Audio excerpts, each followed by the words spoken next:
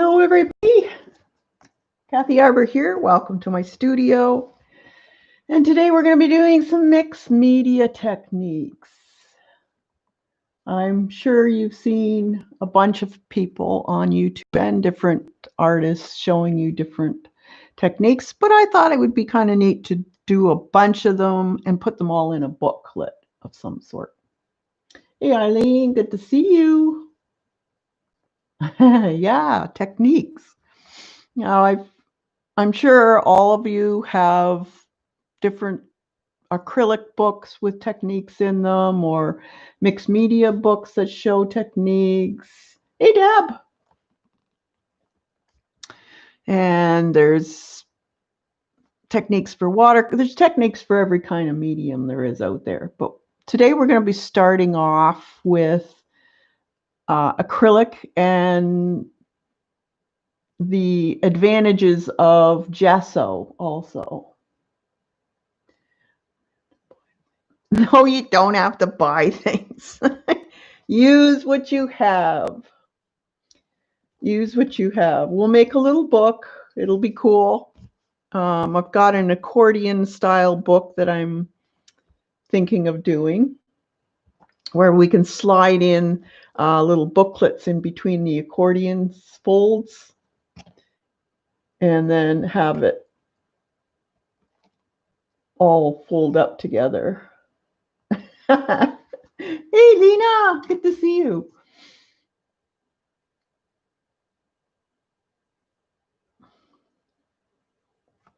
And my chat's still wonky, so if I don't see what you've said right away, just give it a little time because it takes a while for what I'm seeing in chat, because there's like 3 lines in between each person. I don't know if anybody else has that on their live streams, but it's very annoying. So I just thought I'd show you mixed media.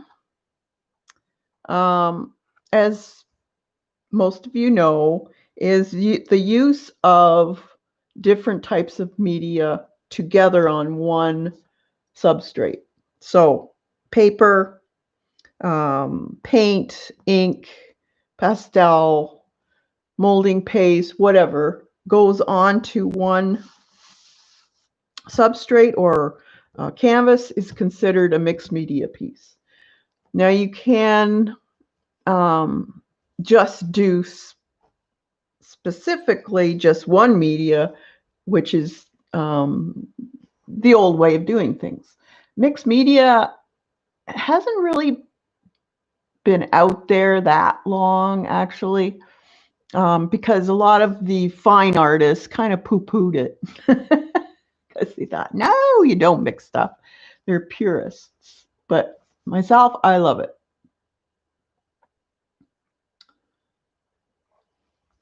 And the reason why I love it is each type of media does something different to help you in whatever you're doing. I like it because of the result of what it does. Sometimes it's a whole lot faster to do an area with a certain medium than another. Like portraits, where a lot of the background shading is done with pan pastels. And then what I do is I use colored pencil on top for all the detail. And then if I really need some very sharp, bright whites, then I use like a paint marker to add to that. So it's really mixed media. So I just thought I would show you a few techniques. And what I'm going to be using is just mixed media paper. Now you can try this on watercolor paper. If you want to try some on just plain old copy paper, just to see what the differences will be. Because again, each type of paper will give you a different result. So I've just cut up some mixed media paper, and I'm going to use this size. You can use whatever size you want, and what I'm going to have is this will eventually turn into a little booklet. Hey, Kathy, Norma, Gail, Kim, thanks for coming. Baking, listening. Okay, Deb, baking. It's that time of year when you start baking. For this weekend is the Canadian Thanksgiving. So I guess, is that what you're baking for, Deb?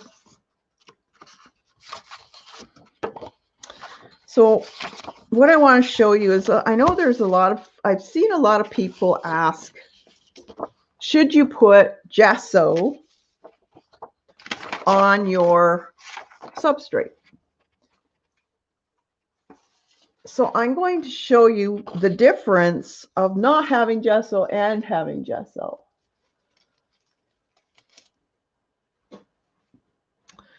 So I have here, this is gesso and grounds. So it's a basic gesso, but it's a little more absorbent for a ground. You can use any gesso you want. Some are a little thicker and some are a little thinner. So if you like a lot of texture on your paintings, then use the thick gesso. This is kind of a medium. And you don't want a whole lot of water in your brush, so try to get as much water out of your brush before you apply. So see, this is a fairly thick, it's not too thick. There is one even thicker than that. So what I'm going to do is I'm just going to put a few lines down here. And then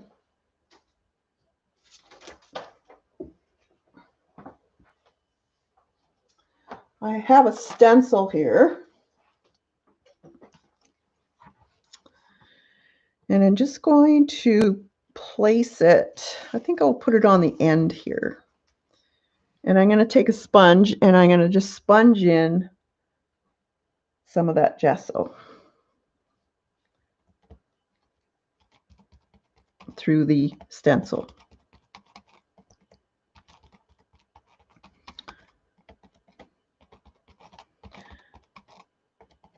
Now, has anyone taken the different mixed media techniques by, oh gosh, this is a long time ago, but Donna Downey had a class once for it. And I think she had a booklet that came with it if you took it.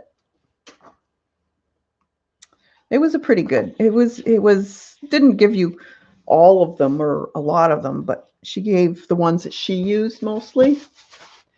Never used a sponge with gesso. What? Yeah, use a sponge. Now you have to make sure you dry it. So I'm going to dry it now.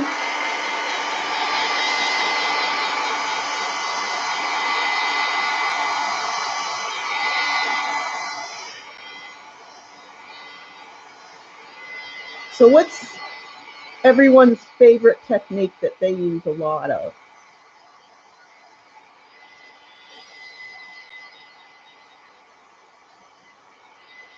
Do you have a favorite one, or do you stick with just being a pure? You use gesso a lot, Kim?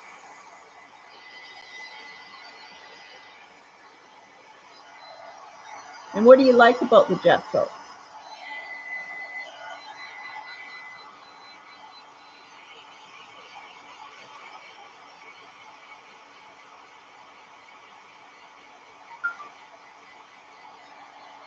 You like thin gesso. Is it because it's a fairly smooth finish afterward? Is that why you like it? There are different types of gessos, different manufacturers. Some of them are quite different.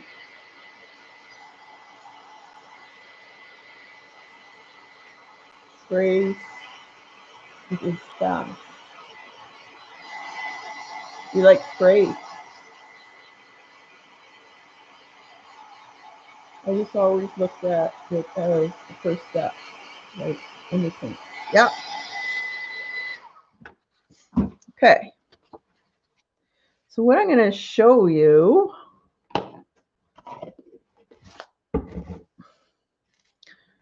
I have some, where'd my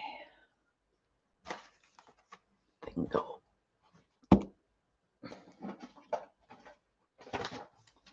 Get a palette here. I'll just use a paper palette. This is just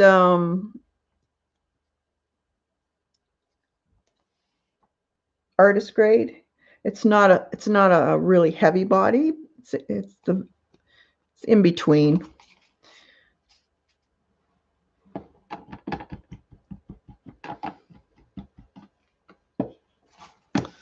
So I want to take as much water. I always say take as much water out as you can. Hi, Janet.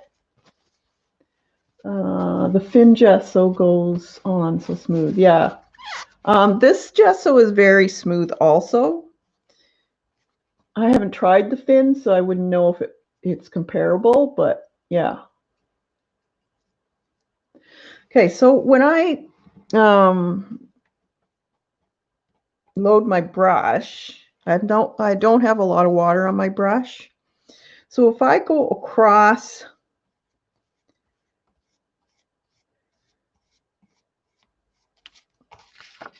my gessoed area, you can still see the brush marks from the gesso. Some people like that, some people don't. If you don't, then when you're putting your gesso on, you should water it down a little bit. You'll have to reapply numerous times, and when you do reapply, paint it on the opposite direction that you did from the time before. Now, if I add a little bit of water on my brush and make this a little bit more liquidy, it'll go into all those. But watch what happens when I go across into the ungessoed area. It goes on smoother. So right here, this is not gessoed. So it goes into the paper smoother than your gessoed area. Also,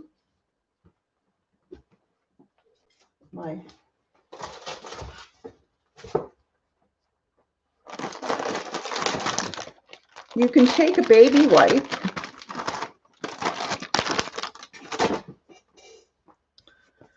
may as well take a, while it's still wet, I can take up most of that, but I can't if it's not been gessoed. How do you avoid brush marks in the gesso or ground? Gina, what you have to do is you have to take a fairly thin gesso. So if it's a real thick gesso, just thin it down a little bit with matte, fluid matte medium or a little bit of water, and apply it in one direction, dry it, and then take another application and put it the opposite direction, dry it, and then do it again in an angled direction and dry it. Yeah, there's a very big difference. So if I wanted to do a resist effect, let me dry this.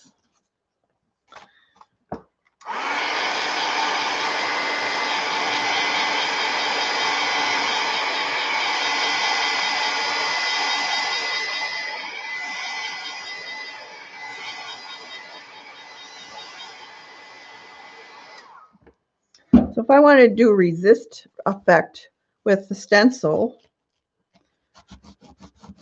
even after I dry it,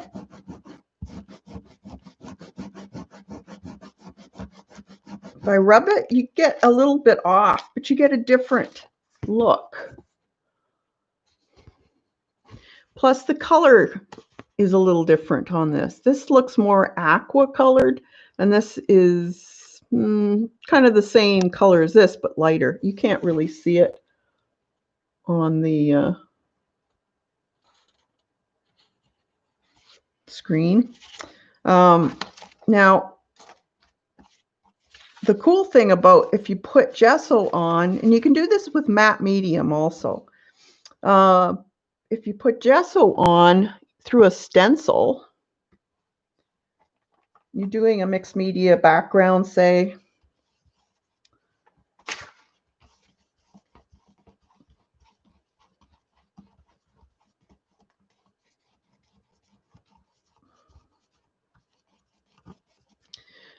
then this is the way it works. So it's a light and dark pattern. So you've already, without having to rub it off, you've already done it yourself.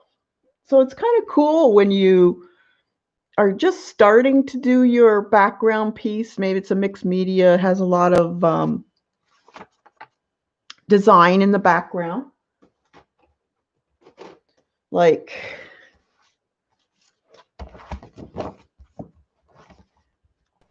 this here.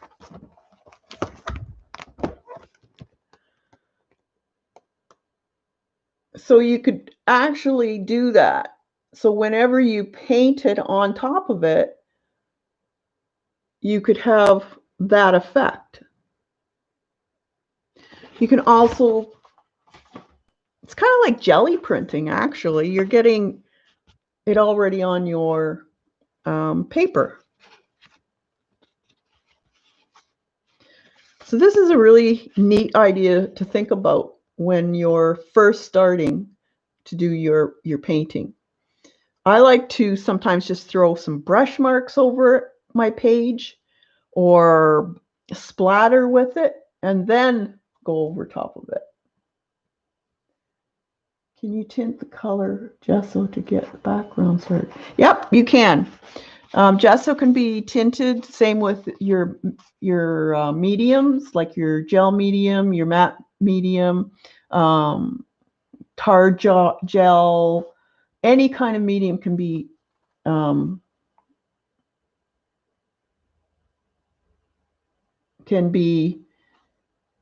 used with paint.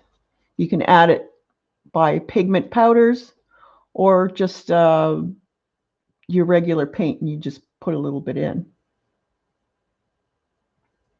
It'll be lighter, of course, because the gesso is white. But if you got a clear gesso, you could do that if you want it.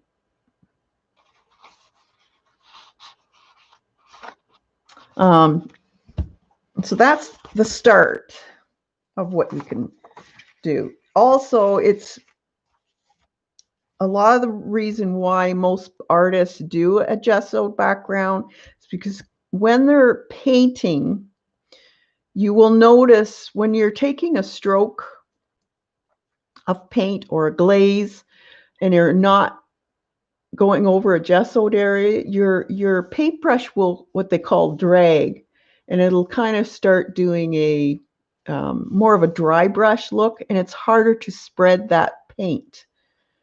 So the gesso makes it much easier to spread your paint and to do your shading, your glazes, and that type of thing. Okay, Gail.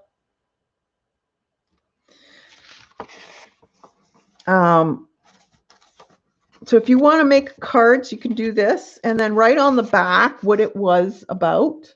So gel medium, used as a resist type of thing. The other thing, let's see.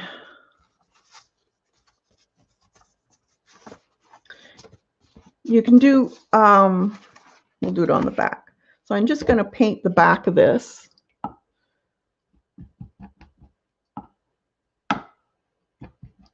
Get this blue off of my brush.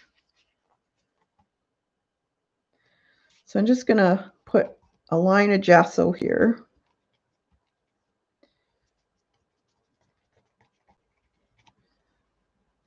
And I'm going to dry it. Now you can also mark make in gesso if you want. It's really neat. If you don't want gesso on your tools, just dry it a bit.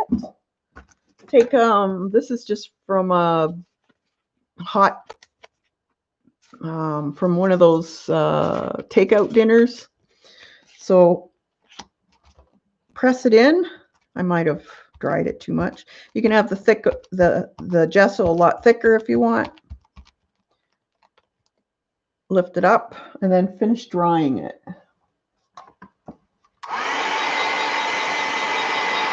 And it will leave marks in your gesso.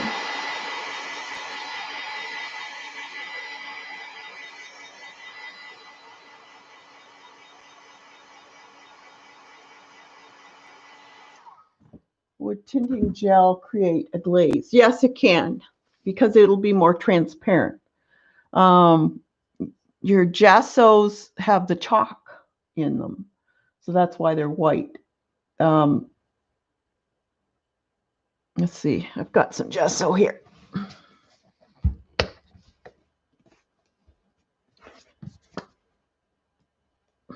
So this is just gel medium matte, so it's thicker.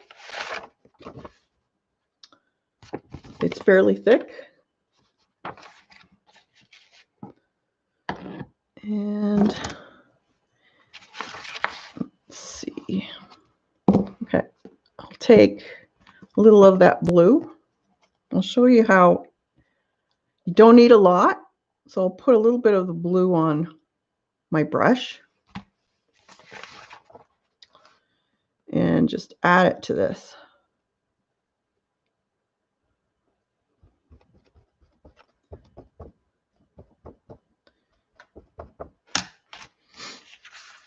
So I have no water on this brush.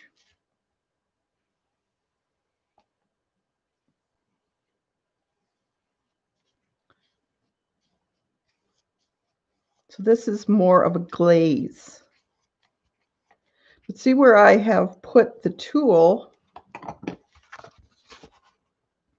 It has taken, the color has gone into those areas where there was less gesso.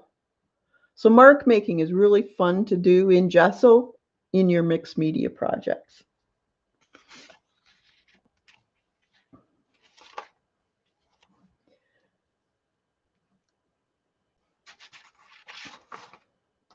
You can also let me get something.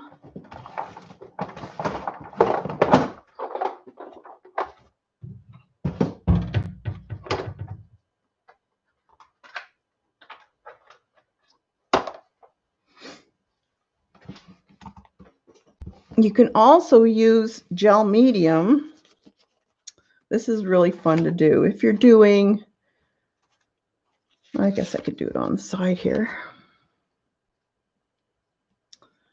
If you want to play with your chalk pastels, this could be done with pan pastels also.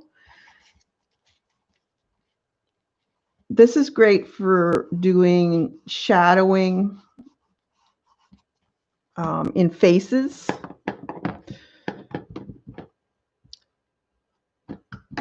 And once you do this, it's permanent. So normally, if you were doing a face in pastels, you would have to fix it. But with this, just take some gesso and you can add it to your area, depending on what you're doing. And it goes quite a ways. So it actually colors your gesso. So if you had a small area you wanted to do, you would just have to learn to put just a small amount of that pigment from the pastel. Yes, I do, Eileen. I've got a lot of her books. This is really fun. And then after this is dry, it's permanent. So you can use your pastels as pigments too. And you don't have to use a whole lot. So if I were to just put that dot, let's see how much paint, a painted area I can get with that.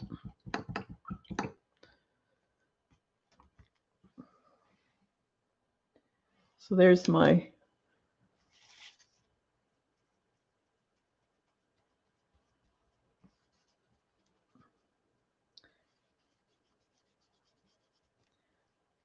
so depending on, now this part, see, this is very interesting too. This, where I laid down the pastel, was not gessoed. So it left a mark. So that's another thing you have. Let's put a, okay, let's do this on top of this. I'll dry it first and then I'll see how much it will blend and if it will leave a mark. Elizabeth.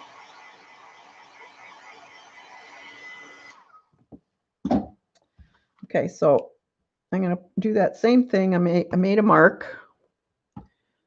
And this time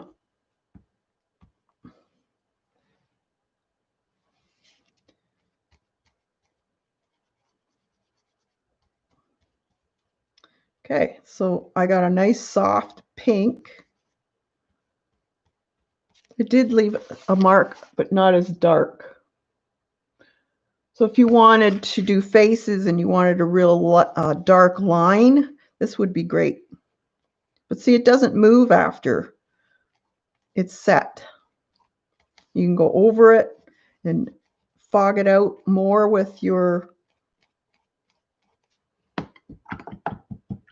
gessos.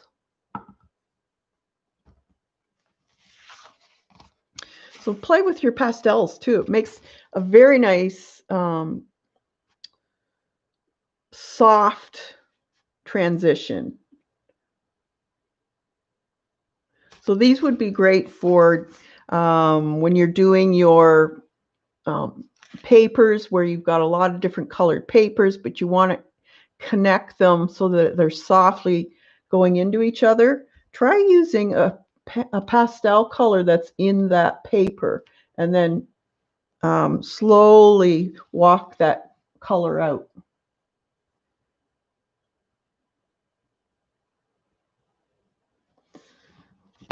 So that's really fun. I really enjoy doing that. And you can get a really soft look of a painting when using just the gesso on top of the charcoal.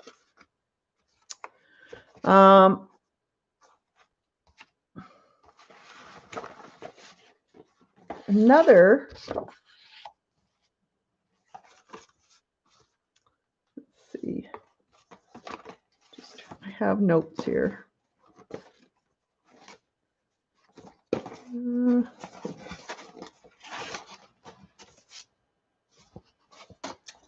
All right.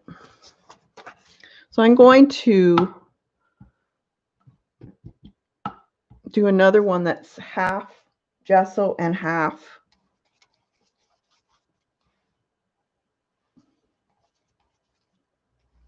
just the paper. And this is, again, mixed media paper. But you can do this on any paper.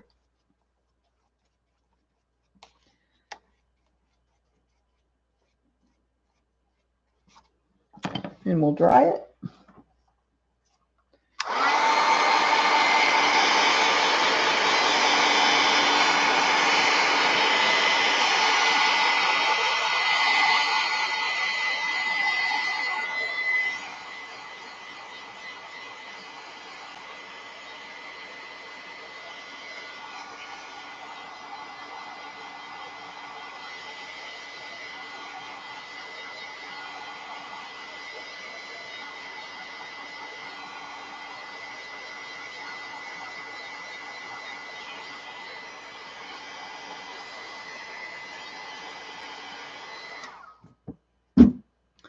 Another neat thing to do with acrylics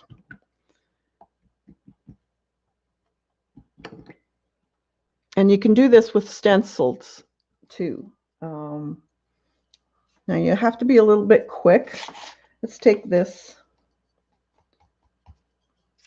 If I'm going to put a layer of paint on,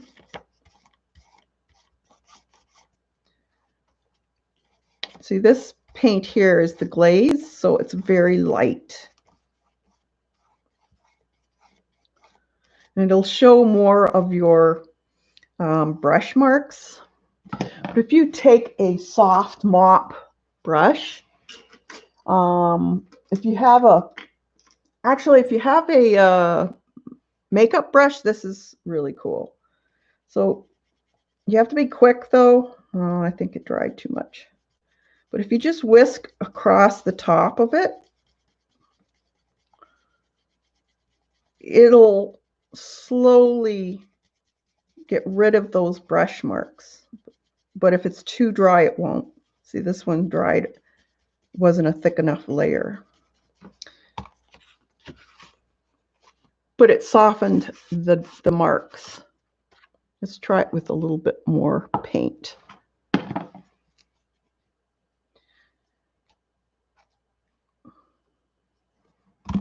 So if you're one that really dislikes having brush marks in your canvas,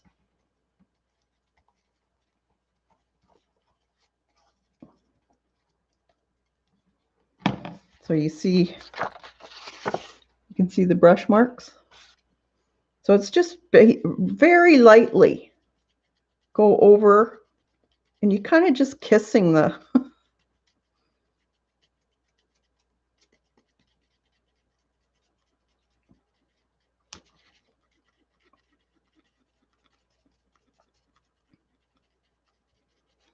and just slightly, see, it takes them out so they're not so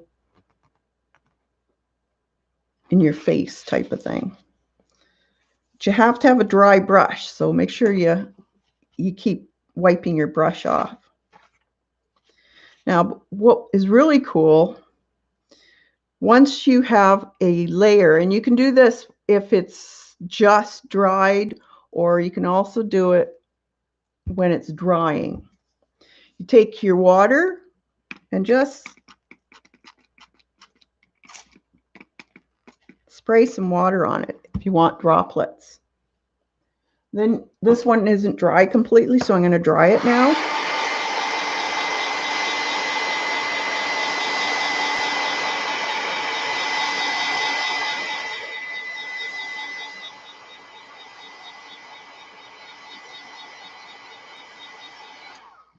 No, they weren't oil pastels that I used. These are just the Rembrandt hard pastels.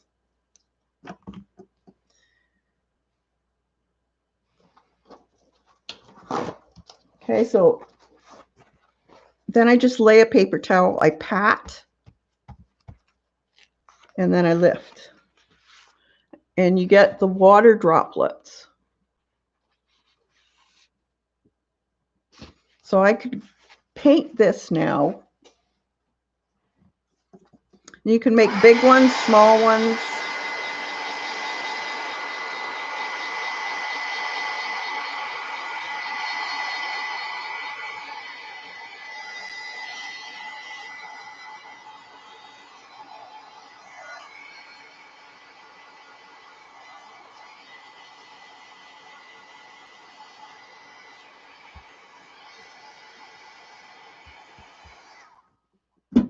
Now, if I go over top of that with another color,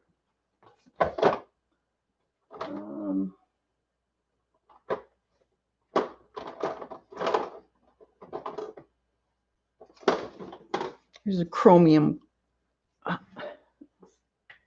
green.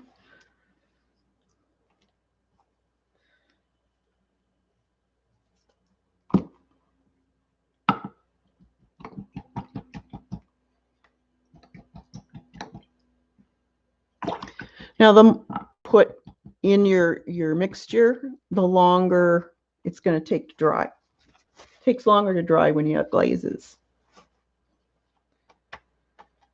So here's some chromium.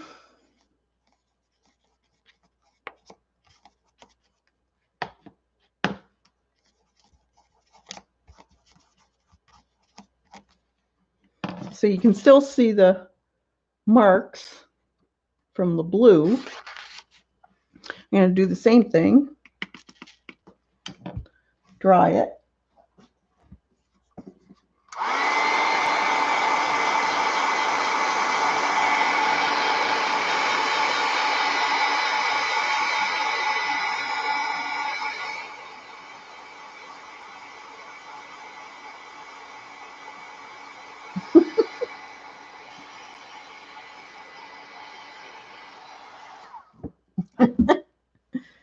Yeah, it's kind of backwards. So I'm going to lay that, pat it again. You can keep doing this as much as you want. It works best, though, to do it in a fairly transparent color. So see, now you have a couple different ones.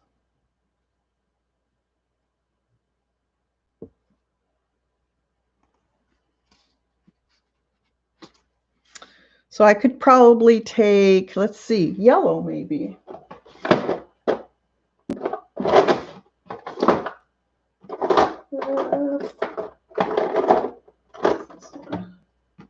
Here's yellow ochre.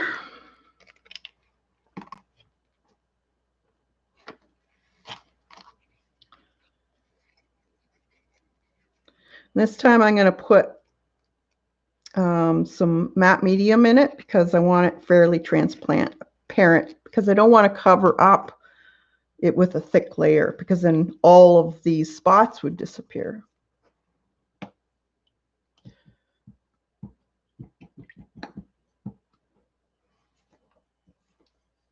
So a little bit of medium.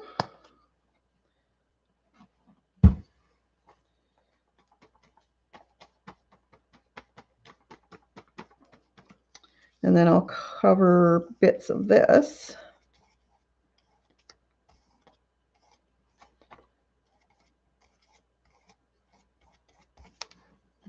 That wasn't really a good color, but we'll see what it does. And I'll spray it again and dry it.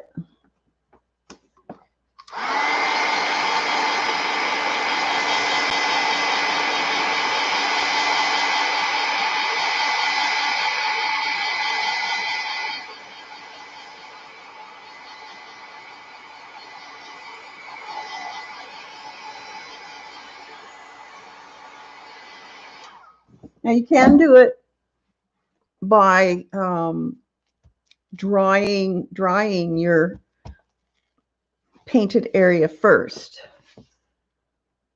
So see, you can do it more and more and more and build it up. This is really a neat way of doing leaves. So when there's, some of them have different specks in them from decay or bugs or whatever. Well, let's see what if we put a white.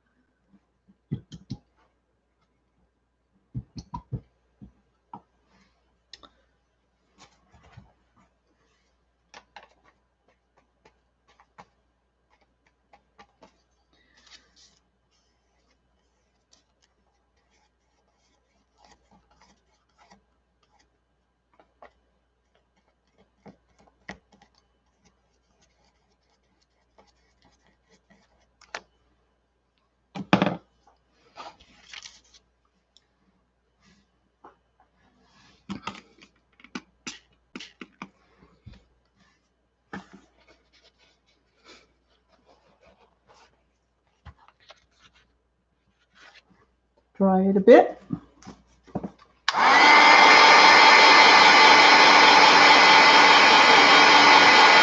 So when you have the splatters on it, the water stops that area from drying fully.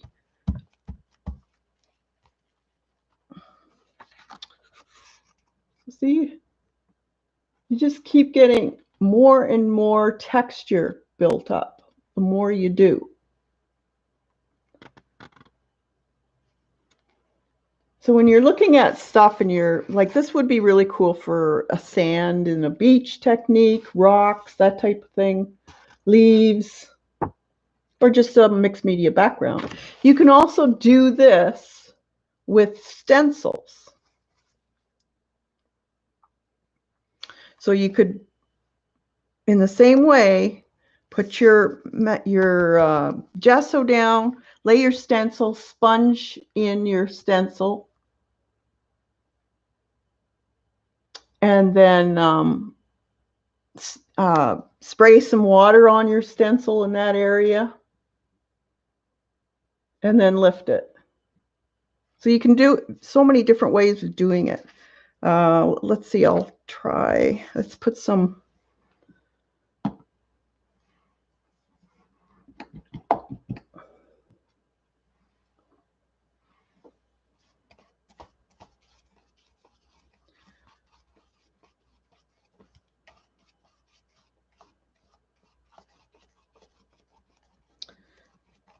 So here's the gesso. Now I'll dry this first. You want this part dry.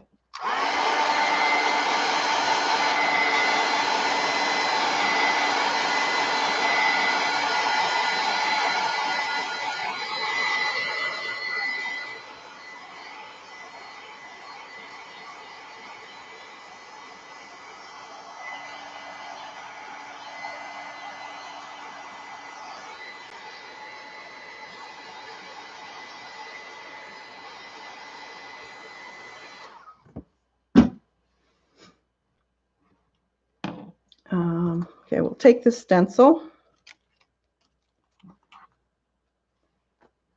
Let's do some green.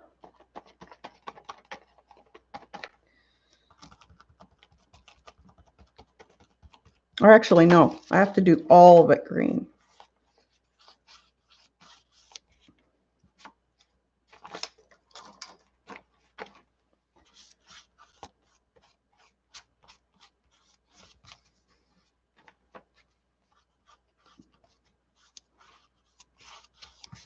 Okay. Then I take the stencil. Missed it.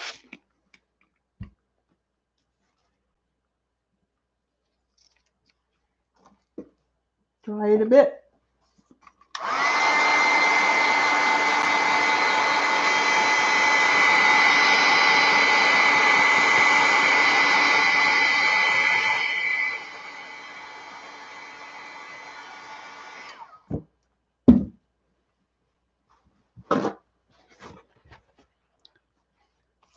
Pat.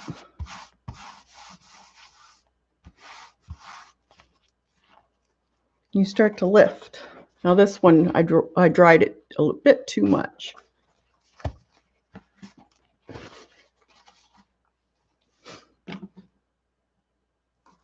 So if we were to, let's do this one.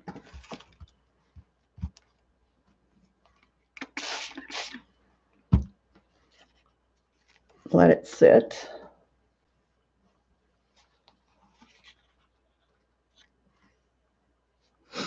Now my background was already dry. Can you do so much with? Yeah, it's amazing what you can do with acrylics.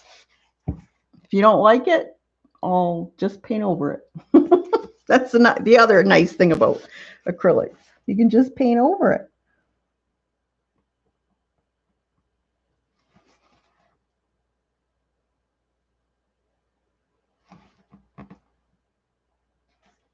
Let's see if this is good enough.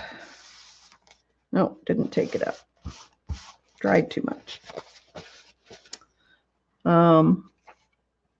Here was one with blacks. You can draw in it with, this was actually a pipette, and I just squirted out soapy water. If you have soapy water, it'll stay wet longer.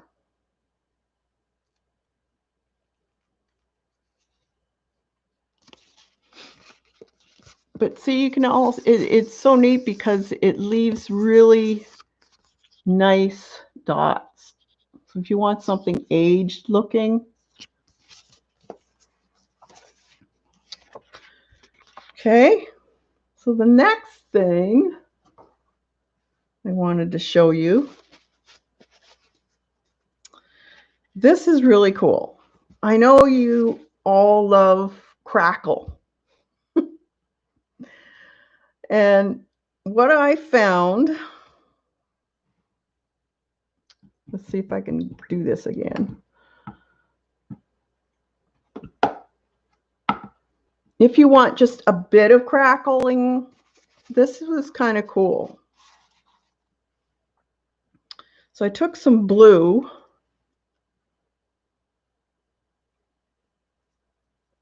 So this is my base color.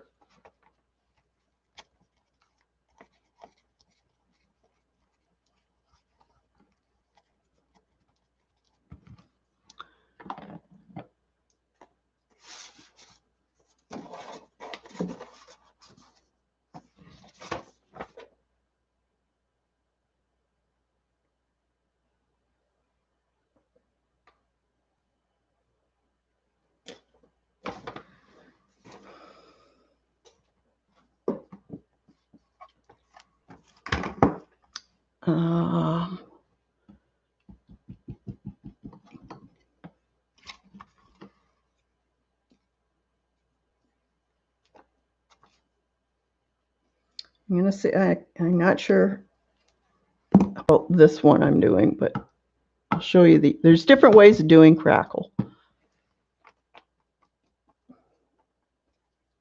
This is still wet.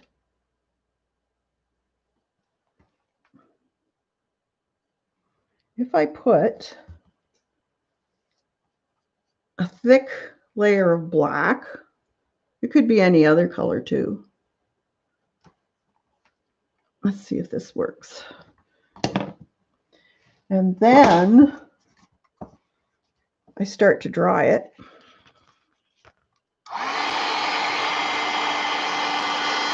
Hopefully this works.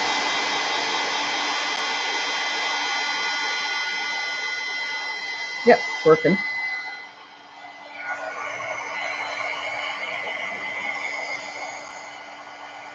It cracks.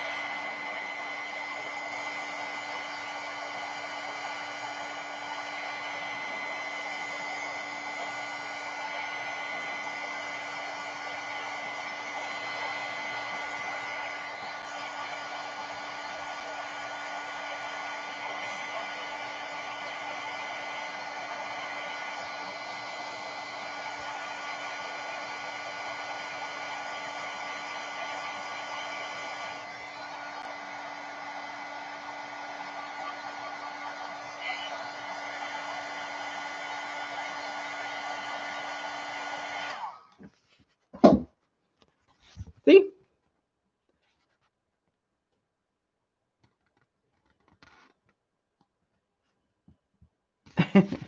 So it does crack if you put a thick layer of another color on top. Now also, if you have Crackle paste and you're finding that you're not really getting really nice cracks out of it, well, I think I did. Where did I put that?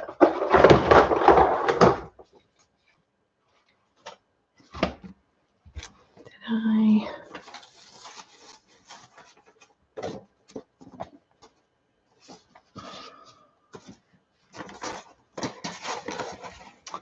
Thought I had. Maybe I don't. No.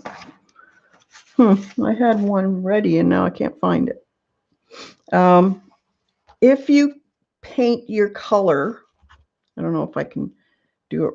It's because the Crackle takes a while to dry.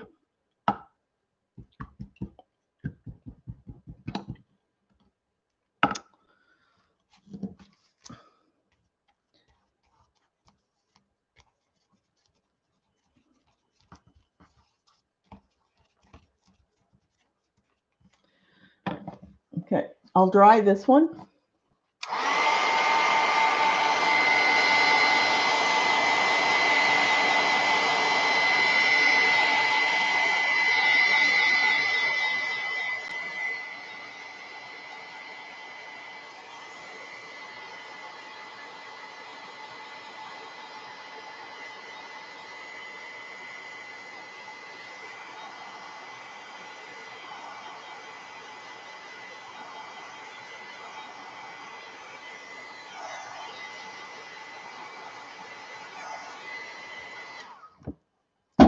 And then you take plain, inexpensive white craft glue that your kids would use.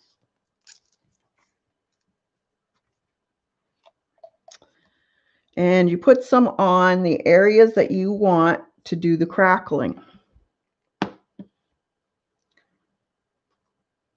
A fairly thick layer, depending on how the cracks want to be.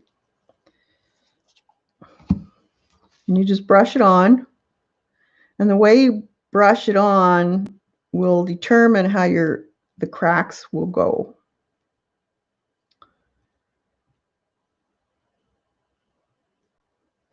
And then you dry it.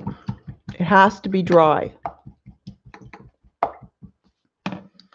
So once you dry your glue completely, then you can take your cracking medium and put it on top of that glue area. This way you will get better cracks. I don't know why, but it works. Here, there's what I got. So this is dry now. And that's the cracking I got. So large ones, I got small ones. But put the glue underneath first.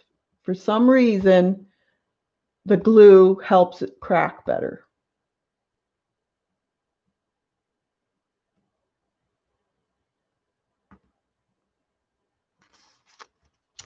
That is also one of the cracking areas that I did with the two types of paint.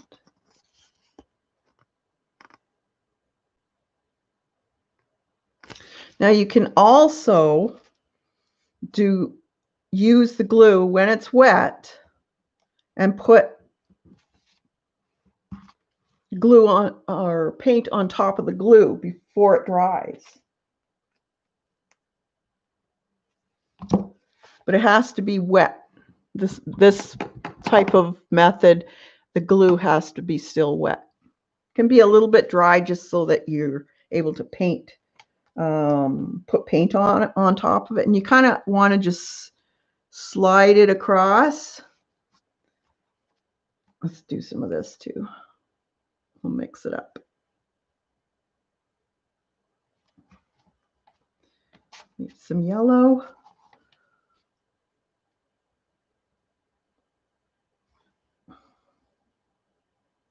Just sliding it across.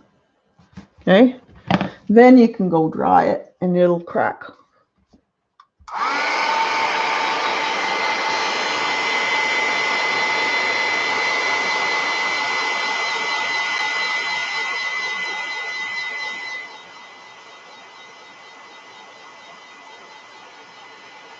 Let's see. That's cracking. Once the glue is dry, it'll be transparent. You won't see that white. You'll see the blue underneath.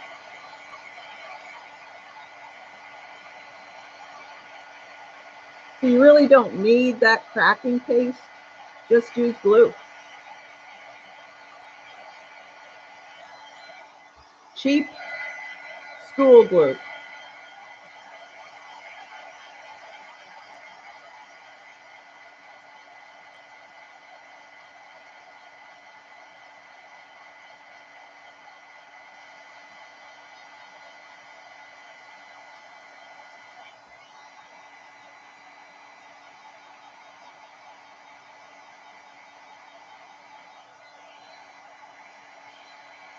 So I'll just let that dry on its own. But see, you get some really nice cracking out of it.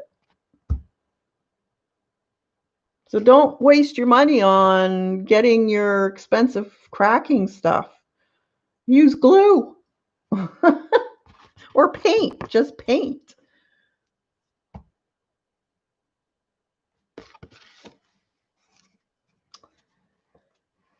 All right. Let's see, what else did I have here? See, there was some white that I did too. Another thing you can do is use your your oil pastels as a resist. So you just draw with your pastels. Most people know that with crayons or oil pastels, you can use them as a resist and just paint over top of it with whatever color you want, and it'll actually resist that area. Now, I was going to show you a really cool way of doing peeled paint, but I don't have any Vaseline at home right now. But I can tell you how to do it if you want to give it a go at home. All you do is you take your paper, you put your gesso on, dry the gesso, take a spatula or a credit card, that type of thing, put some Vaseline on the edge, like a little bit of a mound of Vaseline on the edge of your card, and drag it, not hard.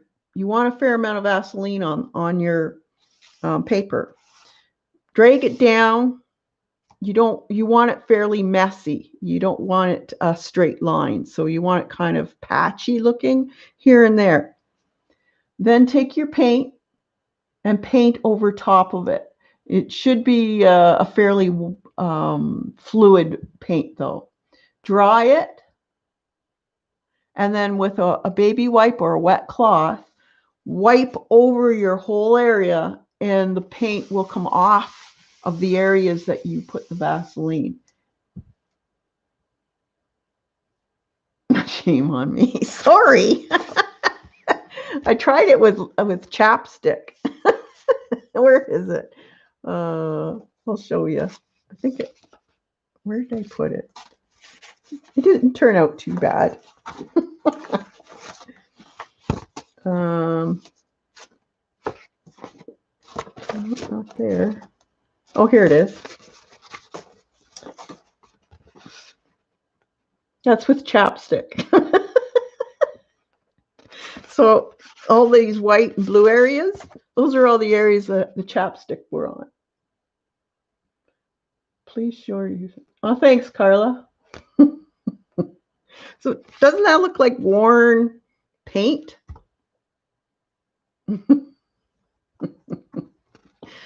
So you can do that if you want a really wood look. You could actually do this, and then you could probably do some of the cracking on top of it, or the crackle and this all at once.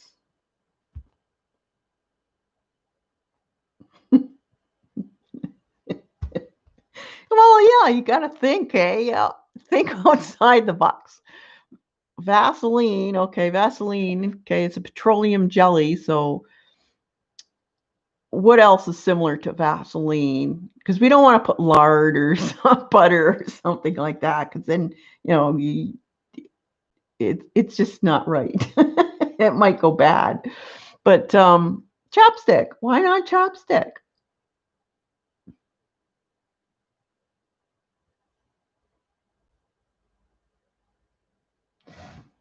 It looks like a ghost. Yeah, it does kind of, doesn't it? There's the face. He's got his arms up.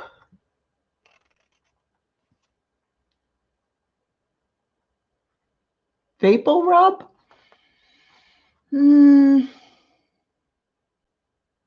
It has to be a consistency that's not going to quickly dissolve into your page. So I don't know how thick Vapor Rub is. But hey, try it. You never know. You're not going to know until you try, right?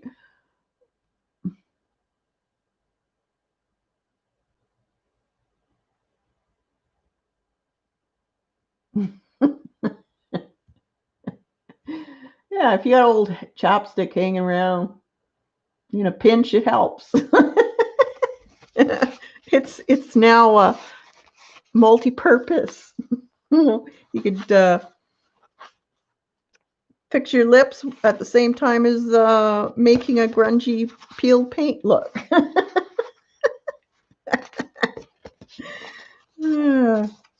Now this is always a neat idea too. Is you get newspaper. I like using newspaper. You could try it with wrapping paper, maybe something not too thick. Well, let's do another one here. I'll show you.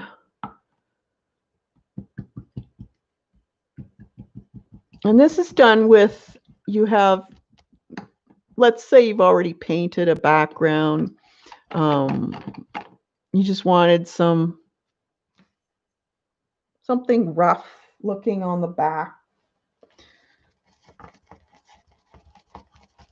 You can do this in layers too. So this is watered down gesso I just put on. So you can still see through it. So layers is nice when you're working with mixed media. You want to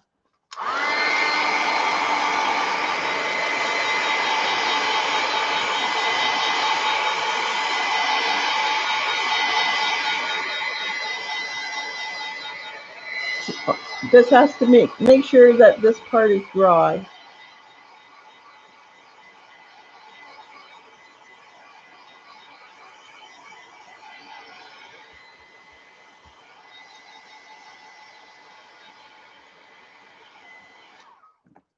Okay, let me get it. Oh, here's one. Okay, here's fairly thin paper. So what you want to do is get a credit card or a palette knife. Let's see. And with your matte medium, you want to load up your edge and just lightly do some areas. You may not even see where it is. Then you take your paper.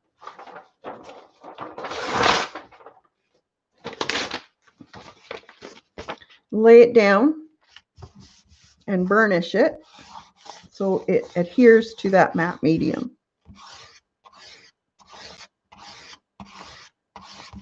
You can dry it if you want.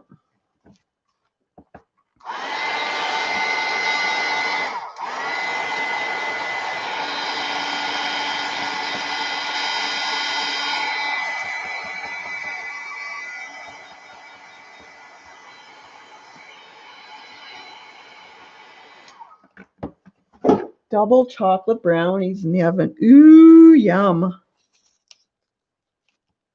Then you just peel it. This didn't dry enough. You start peeling it away. And you get these rough, patchy, let's do it with a newspaper.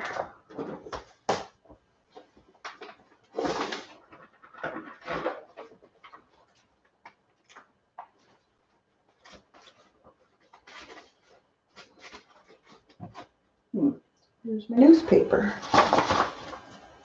Oh, there it is.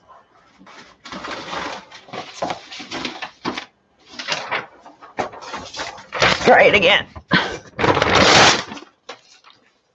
think newspaper works the best because the print comes off more. Let's try it again.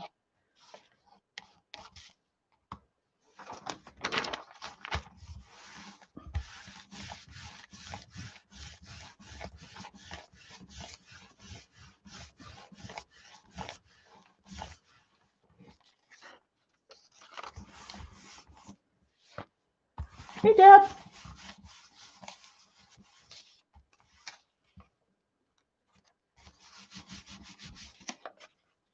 No, didn't put enough.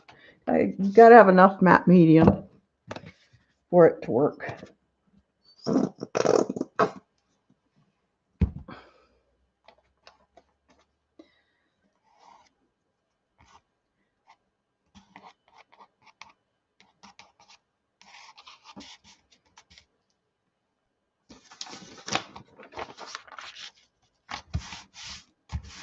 Another go.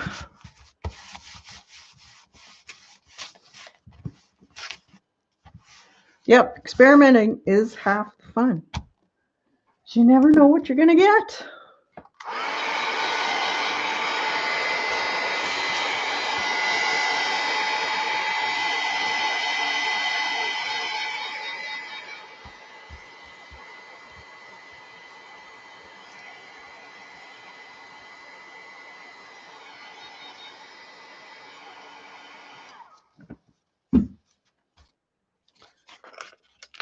Yeah, that's better. See? You get most of the print. Not necessarily all the paper, but mostly print. So it's really starts to look grungy. And then you could do the other technique too, where you put the thin coat of paint, dry it, spray some water, or even use your stencil and lift that up. So mix your different techniques together. It makes really cool looking backgrounds.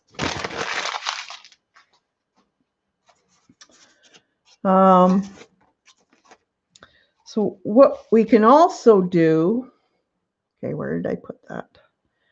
Is use, there it is. No, that's my paint thing. Plastic. To give it a more distressed look. So you could actually take plastic bag, crunch it together,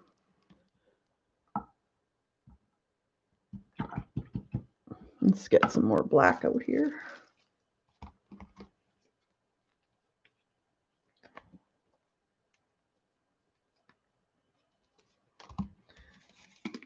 Spray a little bit of water in there.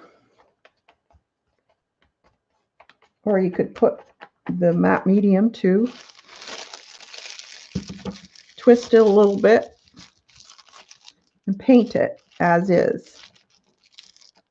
It's messy, but it looks cool.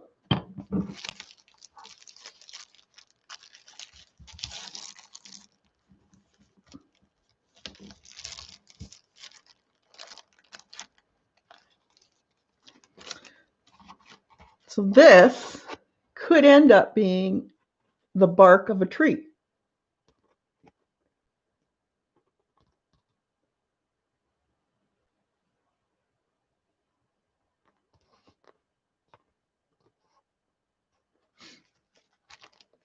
Or you could also cover your whole paper with a paint and then use cling film and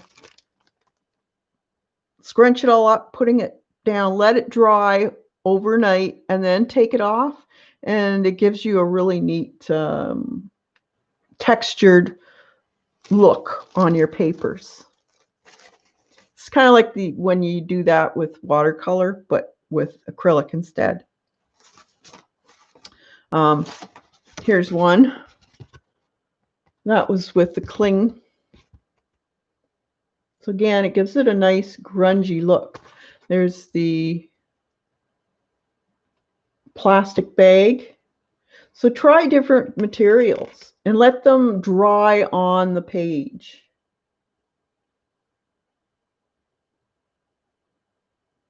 Yes, patience is the hardest part. Now this, Kathy, I think we were trying to do this one day. Kathy Berg.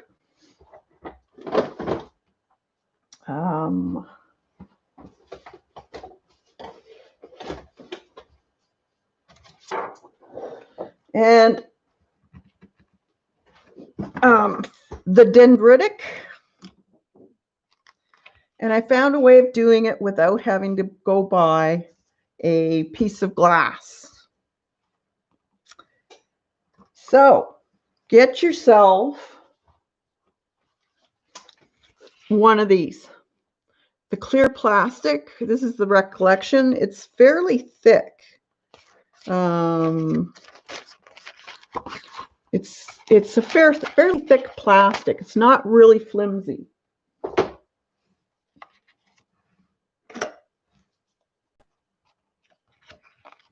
So let's see, we'll cut this in half.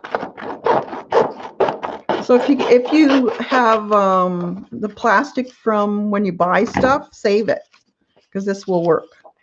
Okay, so what I did, you want your paint fairly fluid when you're doing this. So this is the golden fluid acrylics. So I'm just going to drop some spots.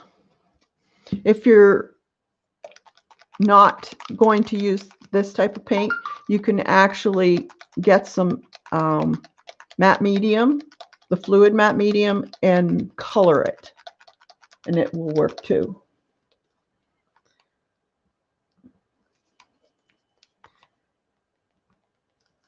Okay. And, okay, where did I put the other? Oh, there it is. Lay this down on top. Smush it. And then lift.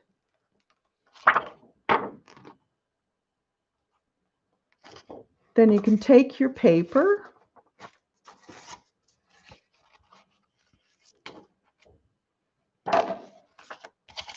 and lay it down on it. Lift it, and you get your marks. You can do it again if you want.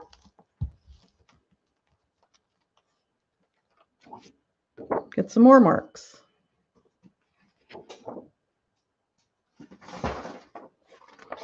Put it down there.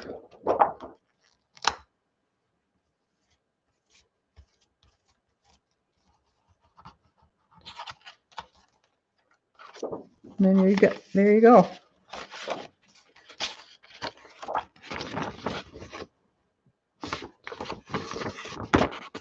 So you get your dendritic look.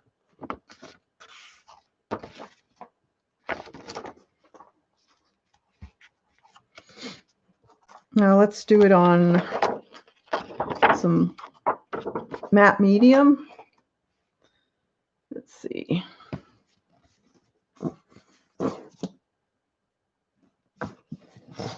This is the gel one. Let's spray some dilutions in the matte medium. And I'm just going to use this palette knife and mix it.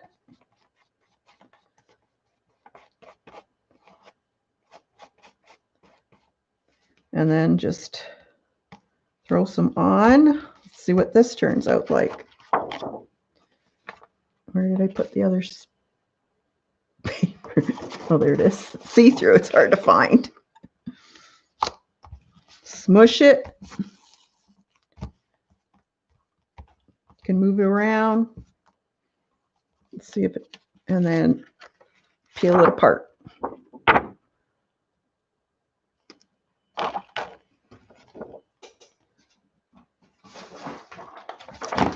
And then you just pat it down. You can just lay it down if you want just the very tips of those dendritics and lift it. That way you get a softer look.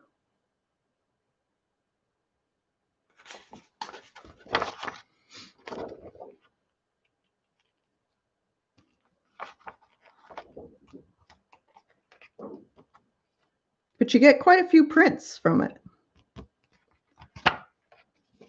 And these would be really cool in backgrounds also.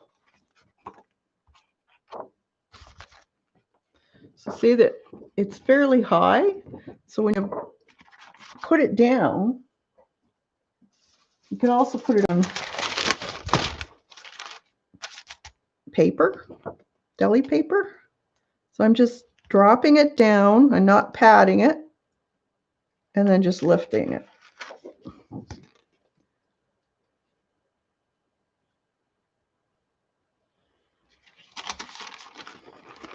And then you could use this, put it on tissue, and then you can just put it on wherever you want.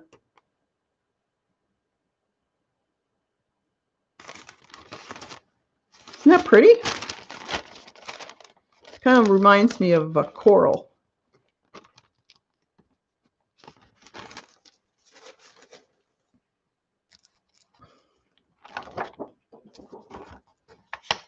So you could play with this over and over.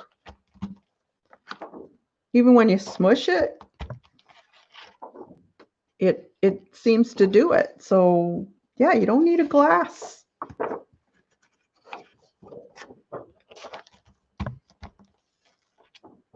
Let's put some black on. See what that does.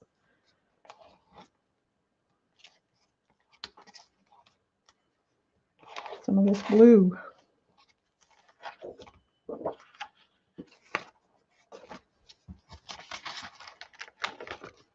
Okay, where did I put it?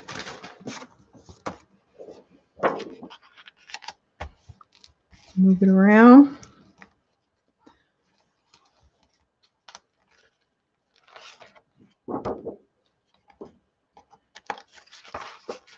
Let's see what we can do with this. Just slightly touch the paper. Bring it up.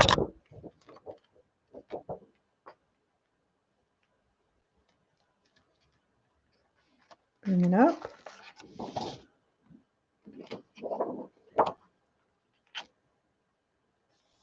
If we smush it, isn't that cool? So you get some really neat effects.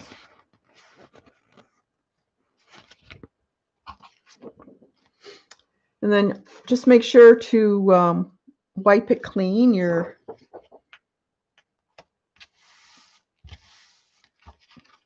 you need more bumps, you just reapply it and you get a bunch more bumps to play with. So here's one of the cards I did. So it's kind of fun to get your sprays and matte medium to do these too.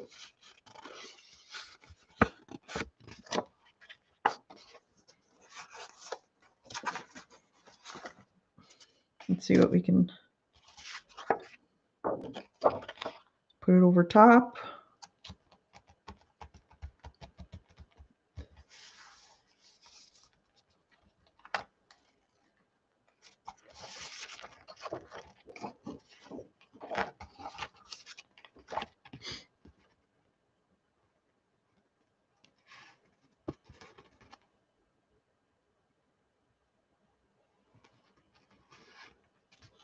Isn't that cool?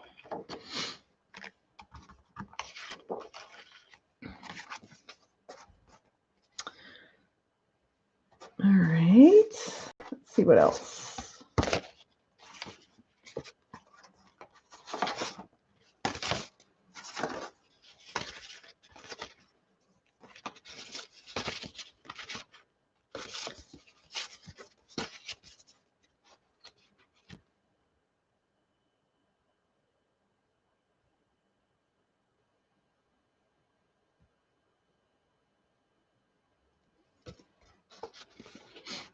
Isn't that neat, Eileen?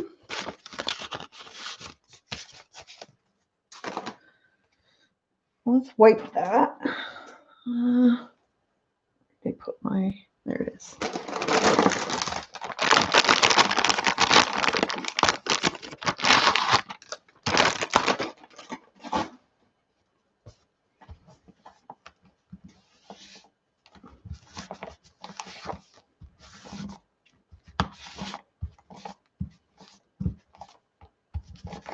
Just yeah, just make sure you wipe your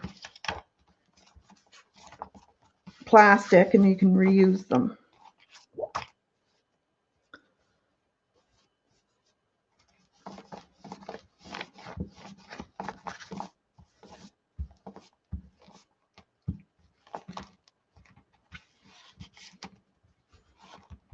It's kind of like a jelly plate. I don't think I know we tried doing this on the jelly plate and it was really difficult. So when I found this out by accident, actually, I thought, great, I'm going to show you guys.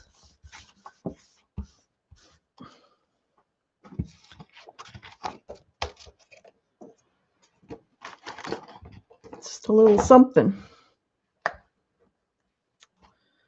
All right.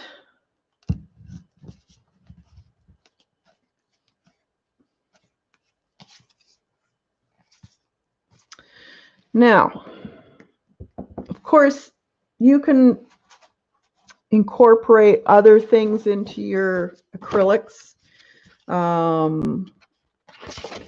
into your medium also. Oh, where did I put that? I have, here it is, dry. Okay, so what I've done here, this is, let's see if I can get it off. Yep. This is tar gel. Tar gel is one of the clearest mediums you can get. So if you want to make any skins, you can color this with tar gel. So it's just like a plastic, but it's very, very, very clear. This one here is a medium, and it's not as clear.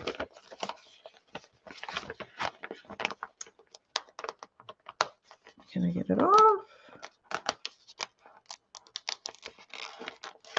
It's more frosted looking.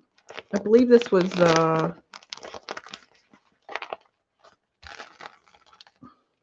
see how this one's more of a frosted look. This is the tar gel.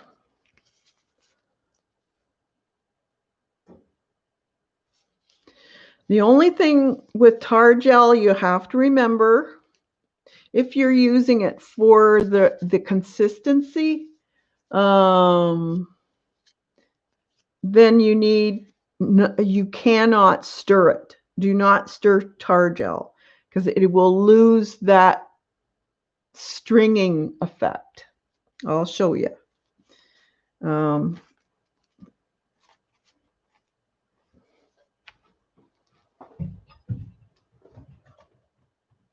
see, tar gel. Do I have it out? Yes. Okay, so this is clear tar gel. Golden has it. Liquitex has one, but all of them state do not stir this. And when you see it, it's white, but it does turn crystal clear.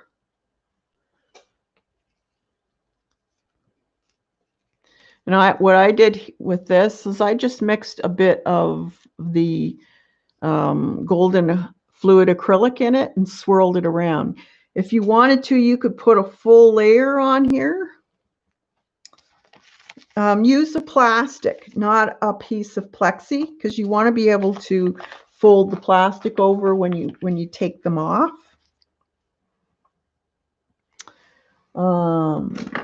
Get a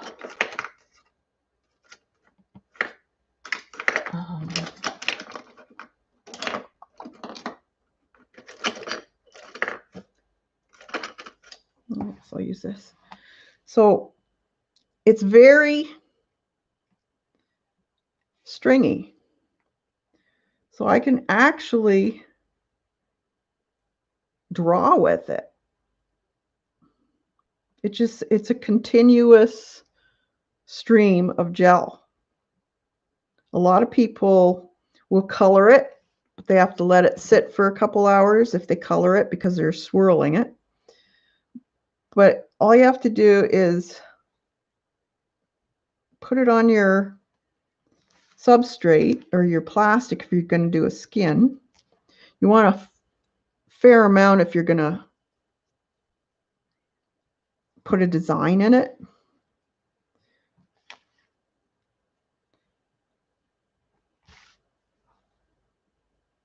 You can use it for pretty well anything that, like if you wanted to use it for paint too, you could. It does take a while to dry though. That's the one thing. So as you can see, maybe I'll put it on black paper.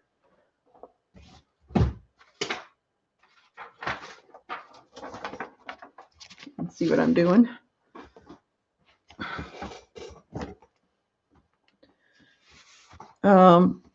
Now if I take this and put a line in,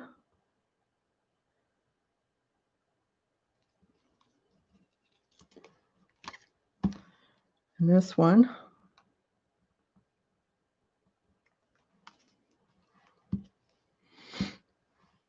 and then I could take a, let's see,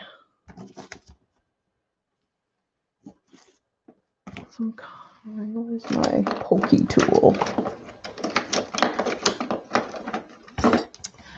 Here's just a pin, old hat pin. And because the consistency of it is so thick and stringy, the paint sits right on the top of the tar gel. So you can actually play with it like it was marbling.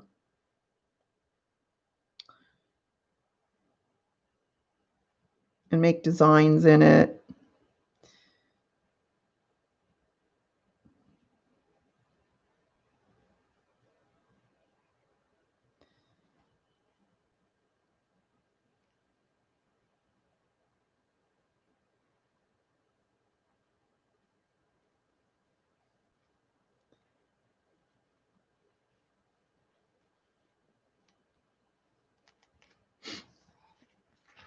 And it'll stay that way.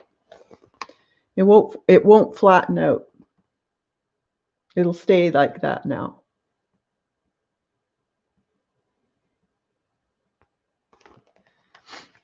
So that will take about 2 days to dry. That's the only thing. If you're in a hurry for this, it may not be the thing for you. But it does turn out neat, and they are really cool for using in your canvases by just putting some medium. Usually it would have to be like a gloss medium that you could adhere this to your page. So I could I could put this right on here, or here's my other one.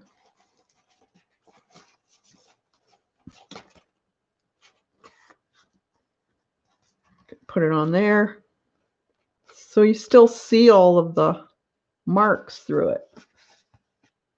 And you just lay a nice thick coat of matte medium down. Or not matte medium, gloss gel. This is the best. Because this is so clear, you don't want to put a matte because then it'll be kind of cloudy. So the matte medium is this one here. See how it's cloudy? And this one's so clear. So it depends what you want to do. You can get a bunch of these are just page protectors, and you could make a bunch of them, not peel them up, and keep them in a book for when you want to use them, if you're one that uses this type of thing.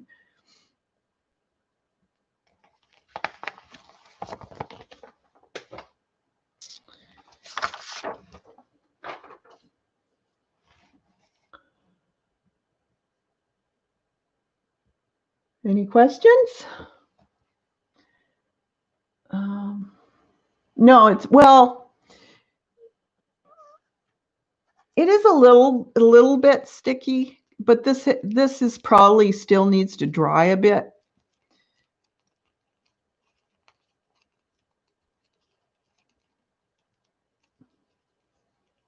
You took classes with Chris? Yeah. She has some really fantastic books out. You can find her. She has a bunch of videos out on Artist Network TV.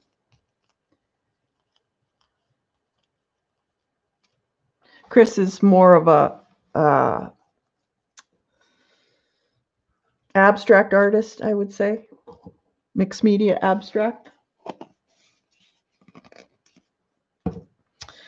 Now, the other thing I wanted to show you was how to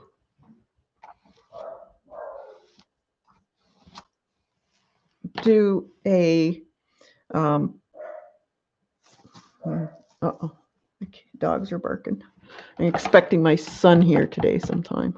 I don't think he's here yet. It's hard to tell with Coco. She barks at the leaves. So I want to do how to make a smooth transition in colors. And this can be done with glazing. It takes a little practice, but once you get the hang of it, you'll not know how you ever survived without it. Because it just makes your canvases and your paintings so much nicer looking. And I find that a lot of people use a gradient in their transitions of color, and I have a lot of people asking how to do it because they find it very difficult. So when doing it, you want to have the color that you're using in a glaze form. So you don't want a heavy-bodied paint and try to glaze it with just that. You need a glazing medium.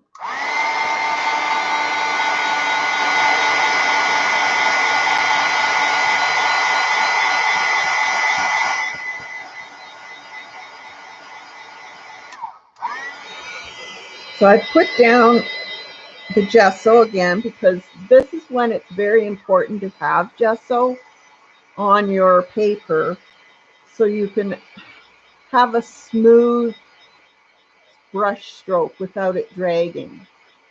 Because if your brush is dragging, it's very difficult, smooth transition of color.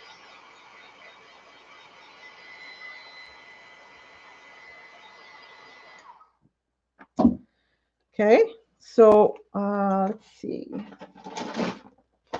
Get a new palette here. Now you can glaze with water, fluid mediums of any sort, matte medium, gloss, whatever you like. And then there is an actual glazing medium. There's also an airbrush medium you can use. If you're using Crackle, mediums for that. There's floating mediums. Even a slow dry medium can help. And you don't need a lot of medium in your paint. That's the thing. A lot of people sometimes put just a bit too much, and then it takes forever to dry. So when they go to paint over it again, they're actually lifting that layer up because it wasn't quite dry enough. So don't put a lot of medium in your paint. Oh, I hate these lids on these. They should get the snap lids. So let's do a yellow ochre and some green and maybe some blue.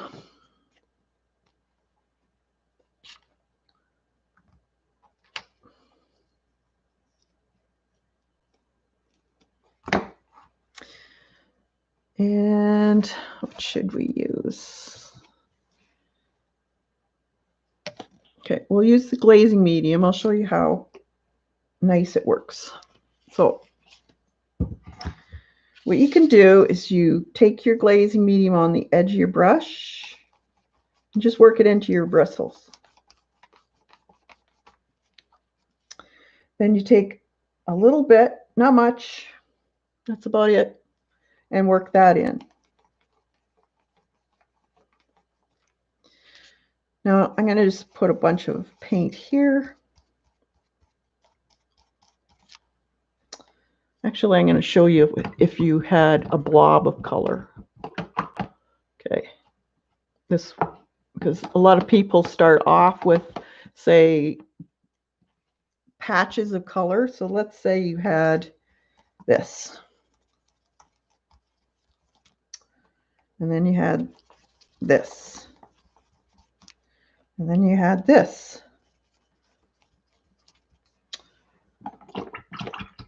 And then you wanted to combine them. Okay. First of all, these are still wet. So you could just take your wet brush.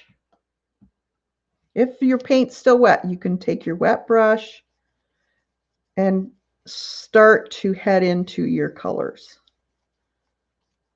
Okay. So back and forth. So you're taking a little bit of both colors and introducing it into the center here.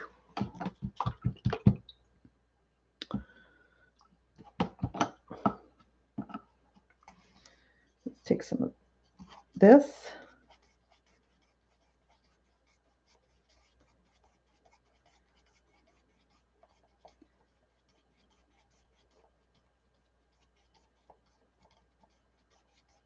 Okay.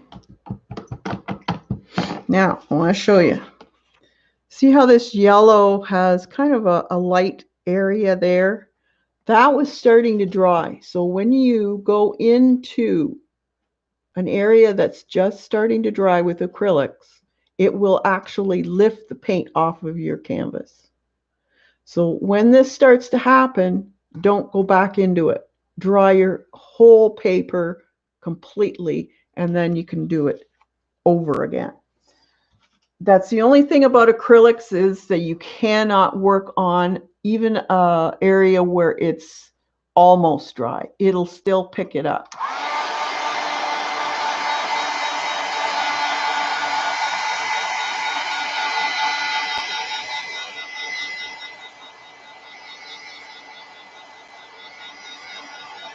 Hi, Gail. Thanks for coming.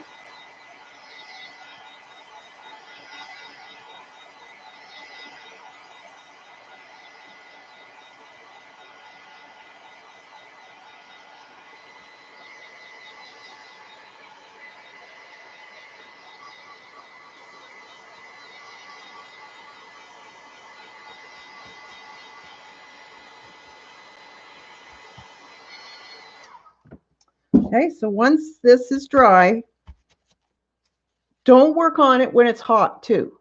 When your canvas is hot from blowing it dry and you go to put your glaze on it, your glaze will dry instantly because the heat will make it dry faster. So wait till your canvas or paper is cooled down a bit before you go ahead to the next step.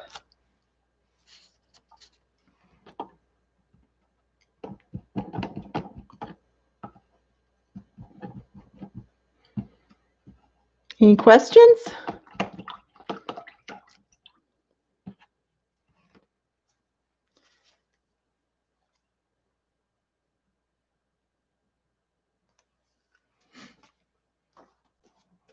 Okay, now with this step, you want to hold a paper towel or a rag.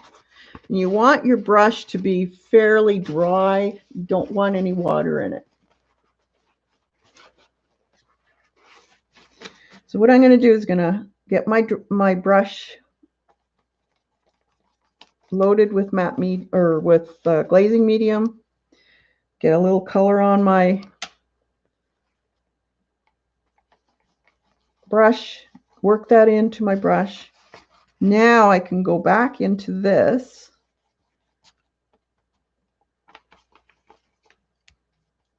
and start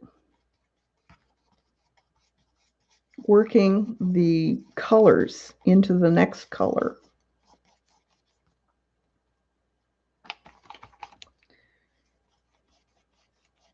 And because the bottom layer was dry, it's not going to start to pull up.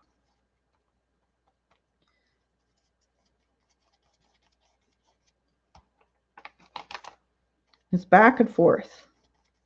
This takes a while, so you just have to, slowly do it.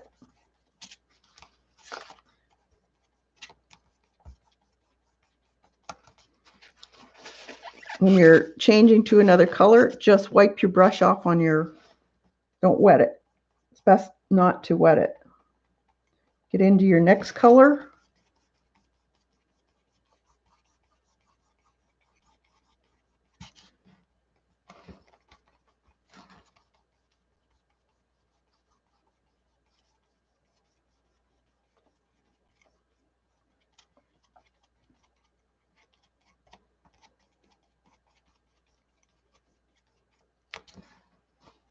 Take it off. Load my brush with medium. I'm going back to my yellow.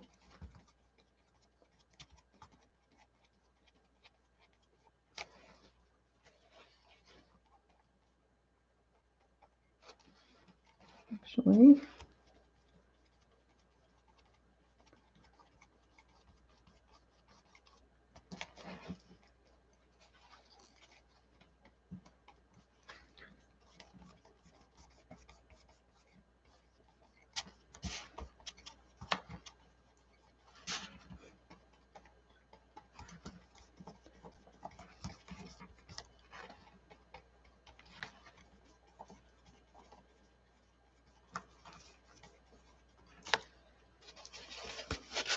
take some off.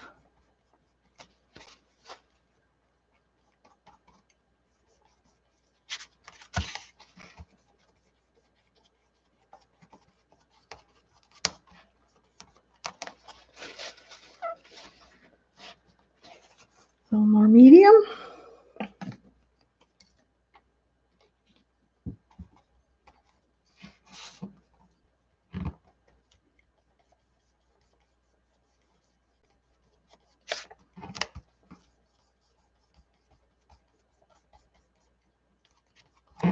Okay, now I should dry it again.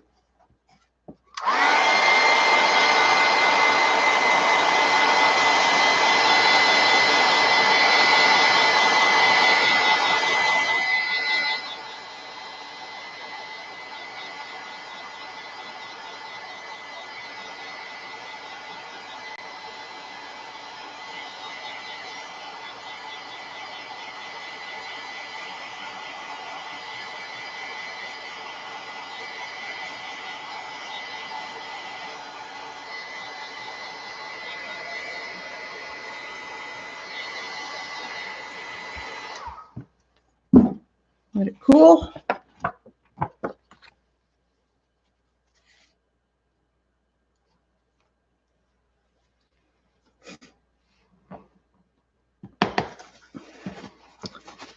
Get my brush dry. A little medium on my brush, color. Then go back in, make it bluer. The trick is to dry it in between so you don't start lifting. You can make dark areas darker or lighter.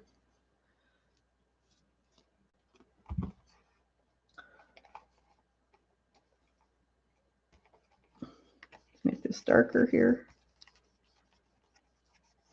Have a little bit of more nice blue.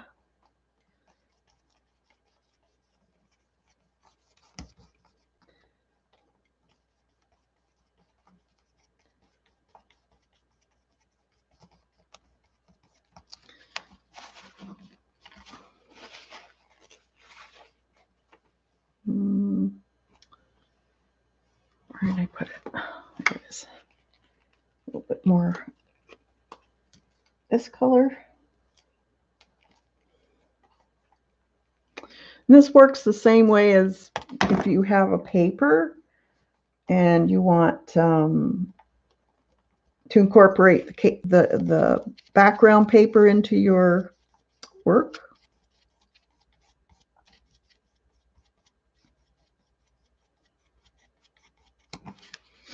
So ever so lightly.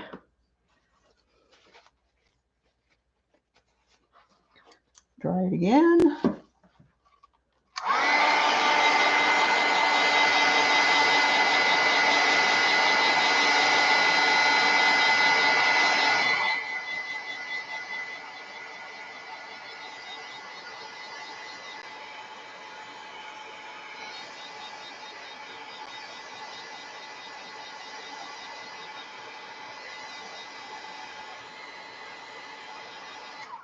Now, when you're doing this too, you have to remember, because it's a transparent glaze, you're mixing one color onto another. You're going to obviously get a different color in between. So with the yellow and the blue, you're going to get green. So you have to keep that in mind. Same with the blue and the green are going to make it more of a blue-green, and so on and so on. So try and remember that. So when you're picking your colors, you're not going to get mud. You have to be careful. So do you want it more yellow-green or do you want it more blue-green?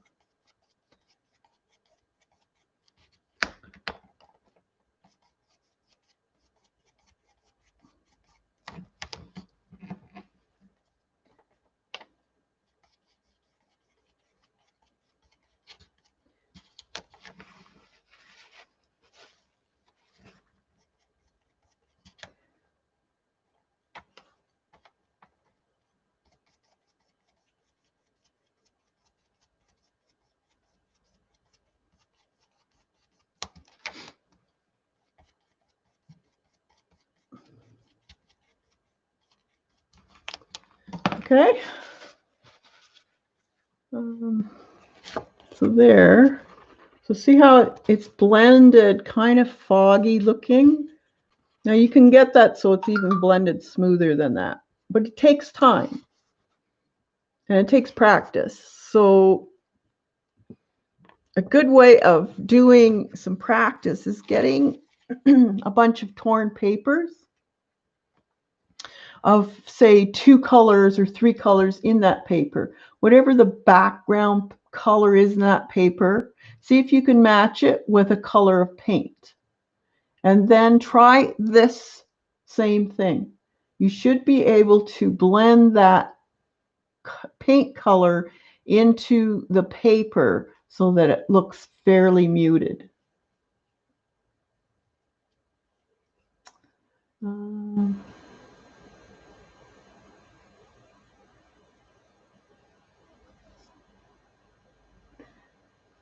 That's okay, Dot. Good to see you.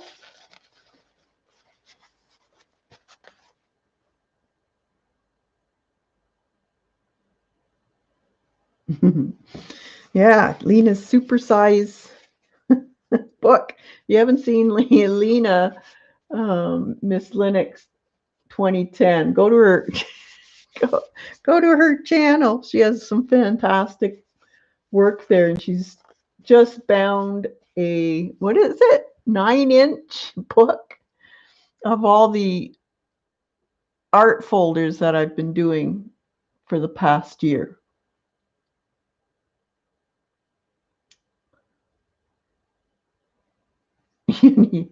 Or are you doing one to Kim too? Yeah. I think I'm going to do mine in seasonal books. So I'm going to have the spring, summer, fall, and winter instead of one big, humongous one because I'm getting older. I'm not going to be able to lift it.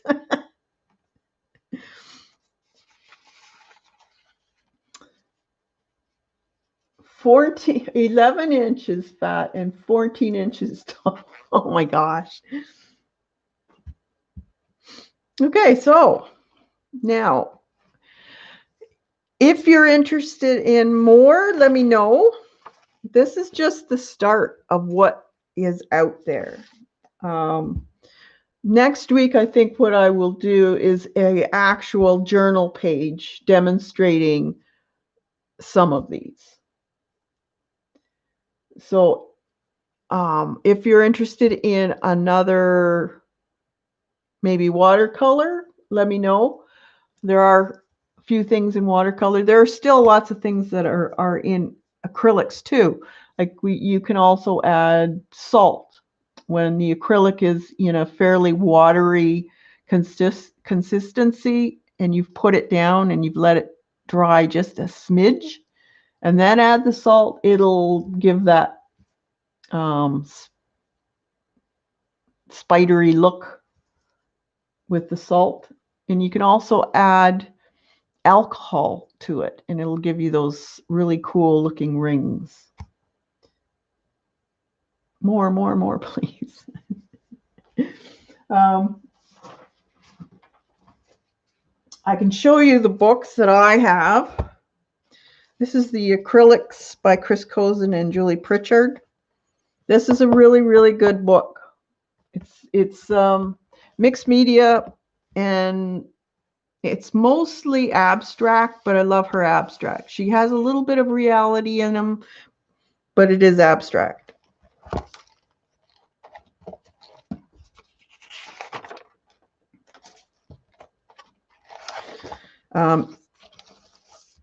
She uses a lot of stencils, a lot of even ephemera, bits of paper, gesso, thick molding paste. You can also, any kind of medium that is there, you can color. So don't think that you need to go and get colored mediums like black or red or gold or whatever. You can make it yourself. You have the product already. So make use of it. It doesn't have to be white all the time. Molding paste can be colored. Gel mediums, you can add to them. You can make your own glass gel by adding seed beads to it. You could do that with your clear tar gel. That would be really cool. Add some seed beads because it goes so clear. The seed beads or glitter would still show. So you could put glitter in this.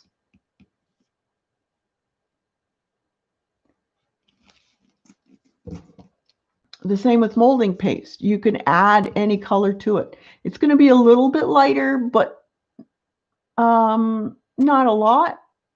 You don't need a huge amount of paint in it to color it either. I've also done gel medium, thick gel medium of a gloss. A minute, I'll get it.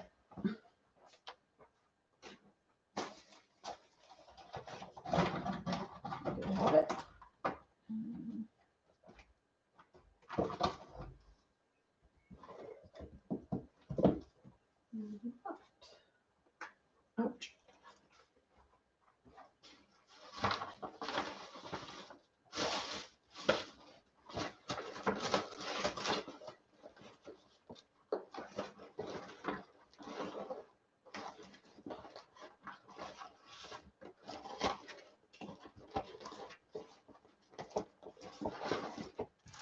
Yeah. This here was done through a stencil. And if I tilt it a certain way, you see how shiny it is? This is gel medium that I colored. So I colored it black with just a bit of black paint. So it still has the raised look, but it's shiny. Now, if you don't want it shiny, use the matte gel medium.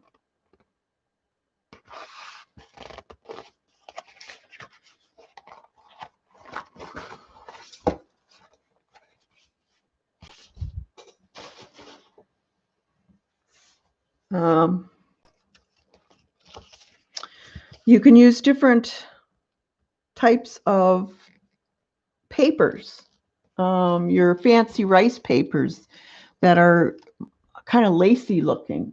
Those are really cool.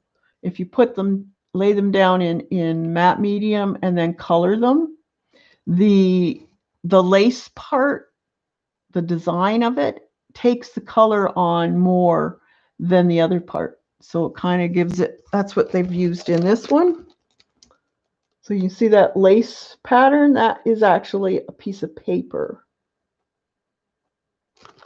You can spray it, stamp on it. Also, a really cool thing to do is with that gel medium, if you have rice paper, actually I did get some rice paper. Where did I put it? You can color it or leave it as is and let it drip in that string ever flowing thing and make some designs on your rice paper. And then when you go to glue that onto your substrate, the rice paper that has the gel on it will be raised and the other part will soak into the background. So you could actually take your gel, color it, and then pour it on. It looks really cool. So it actually almost takes the form of the way those fancy lace patterns are. So you could probably do it with a stencil too, and just stencil parts of it and then spray it with Lindy sprays and wipe off the spray from the gel part.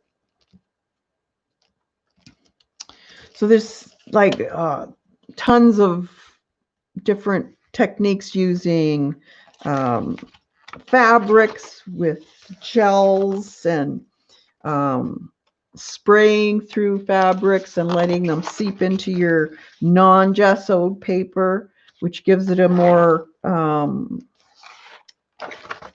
fabric look.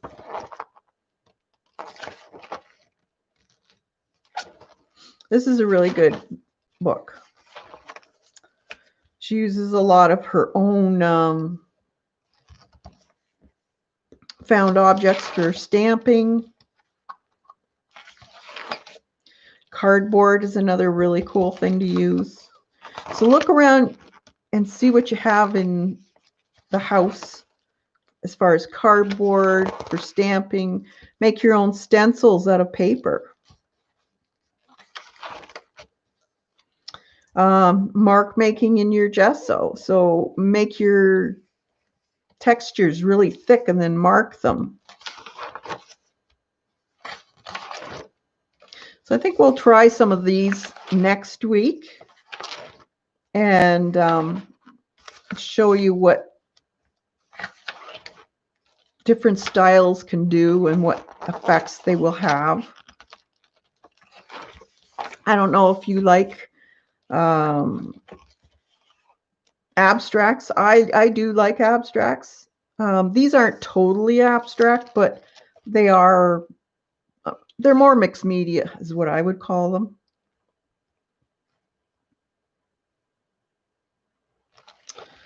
Yeah, we could do one with blackbirds, or see, here's incorporating this window into the background. See how nice it looks when you just transition it?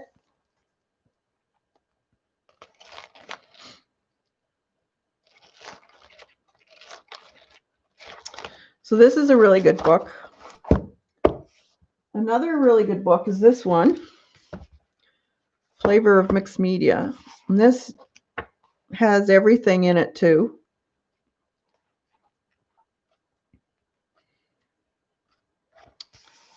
If you like, there's buttons and a bird, some cloth, ephemeras.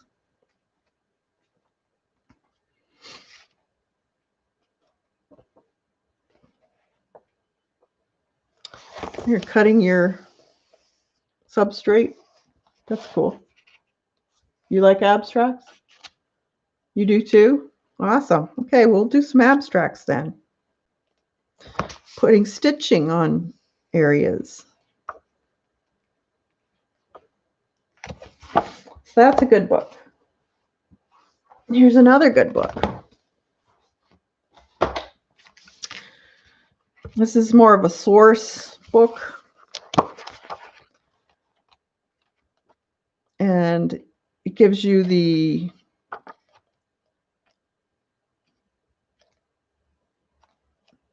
scenarios of what if I do this. It actually gives you charts.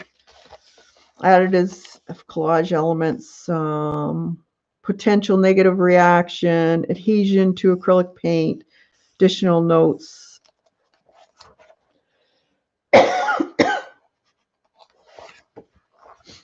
So this is a really good book. If you want to know the hows and whys, this is really good. There's glazes over a mylar sheet.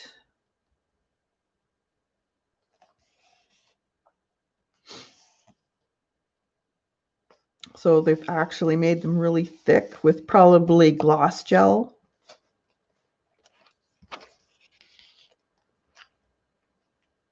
Texture making, sanding areas is also a really neat way of doing things, where you have a really wild background and you cover the whole thing with a black gesso and then sand it, start sanding it.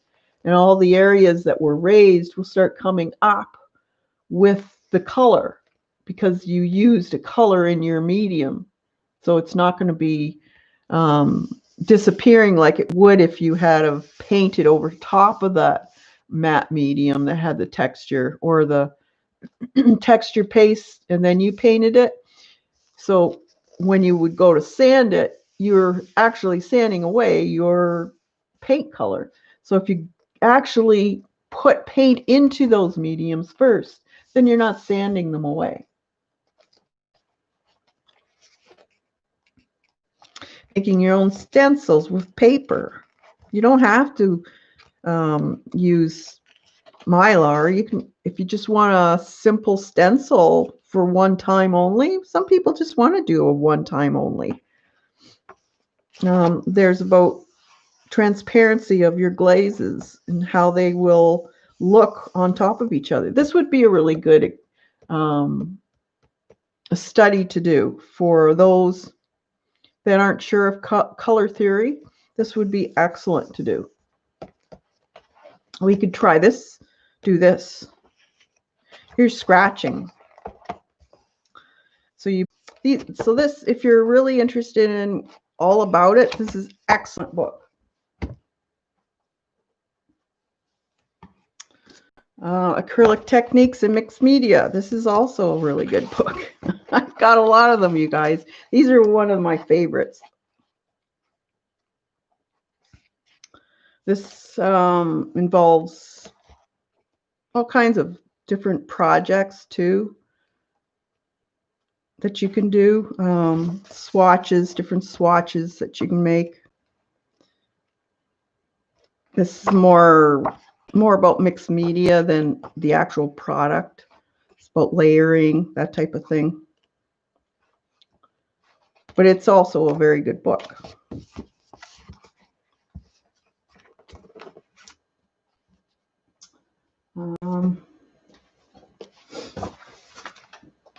This one's really good too. Surface Treatment Workshop. This has some really neat step out projects for you to do. We could try some of these.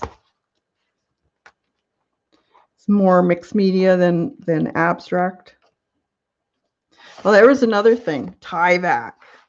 I love doing tie back, where you iron it and it bubbles up. That really looks here. That's tie back. So when you can paint it.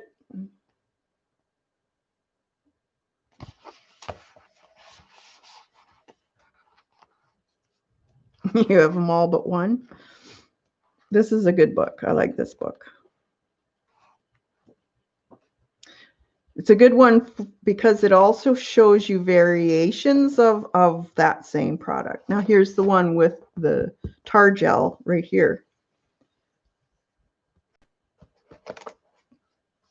That was fun. Do you remember I did that on stream? And when it was Ustream, the shaving cream. That was fun.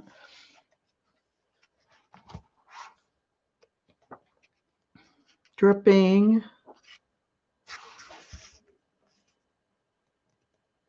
Use pores, and they actually used these things here.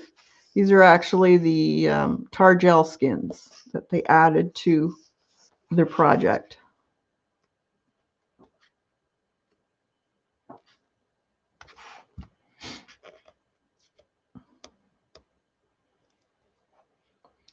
Bubbles, using bubbles. Printing with glazes. Embedding things into your project. There are tons and tons of techniques. So I think the rest of this month, this is what we'll be doing, is techniques.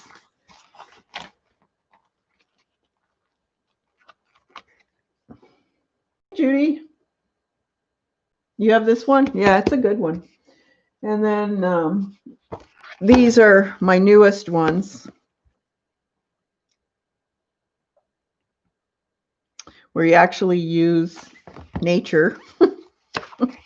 Hence the leaves that I was playing with last week. But I love texture and sprays. We have to get into this one again. I really do like this one. Yeah, they actually used real leaves embedded.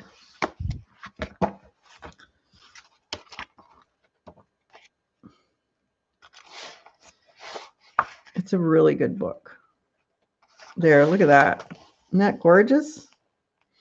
This is actually a photocopy of a horse, and then they added to it.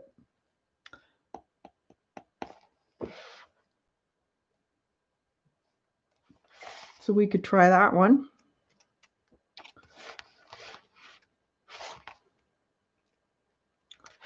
But see how you're spraying real flowers, and you're getting the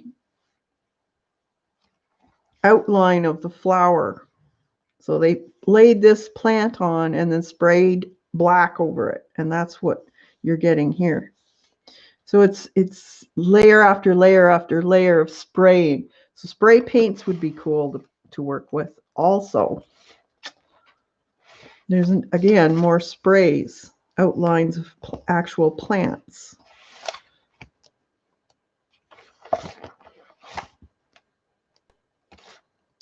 Sprays and painting. I like it when they combine. This one I love. This is gorgeous.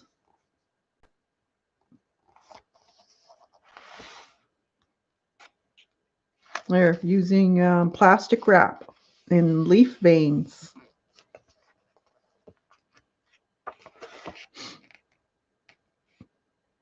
So we got to play this month with more mixed media. Like, look at that. That's gorgeous. So before the leaves are gone, we're going to play with some of this so we can actually make a mixed media painting with real flowers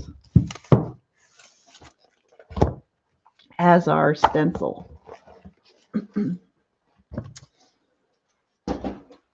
All right, so just to let you guys know, I did put up some digital prints for the members, and it's already up there. If you want them, feel free to download as many as you want and use them for whatever purpose you want.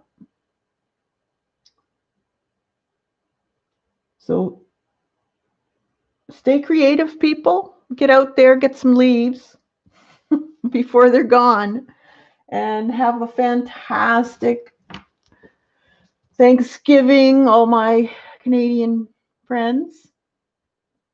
And we'll see you next week.